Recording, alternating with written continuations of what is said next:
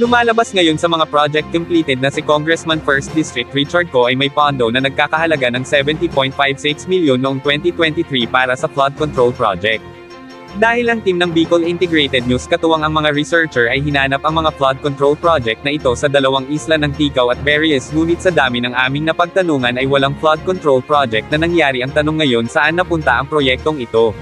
Halagang 70.56 milyon ay hindi mapagkakaila na ang proyektong ito ay maliwanag pa sa sikat ng araw at ito ay malaking infrastructure kung ito nga ay meron. Ngunit wala talagang nakita o nahanap ang aming team, kung sasabihin nila na ang mga kanal ng kalsada yan ang flood control project, hindi ba napakalayo kumpara sa drainage system cases sa flood control project?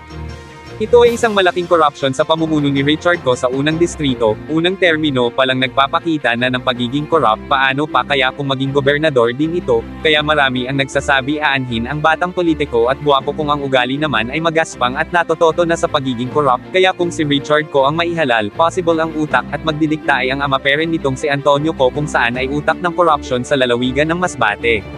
Kaya kayong mga Masbateño isiping mabuti ang inyong kinabukasan lalo na ang inyong kinagisnan na probensya, huwag magpapaloko sa mga taong politiko na pinapaikot lang kayo sa mga palad nila, hindi masama ang pumili ng tama at hindi masama ang kunin ang ibibigay ng corrupt na politiko para sa bayad ng inyong boto.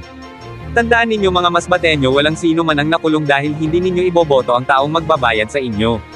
Ang perang ibinigay sa inyo ay galing sa inyong pawis at paghihirap, makapagbuwis lamang. Suntok sa buwan, naniniwala ba kayong si Antonio Ko ang nakokorep niyan ay daang libo lang? Kahit mga kaalyado at alipors ni Ko hindi maniniwala kahit si Antonio Ko, tatawanan kayo kung sasabihin nyo na ang nakokorakot ni Antonio Ko ay daang libo lamang. Kaya sa darating na halalan, maging wise na kayo at sumubok ng iba, kung hindi peren maayos dyan na kayo magdesisyon na ibalik ang mga ko sa inyong lalawigan.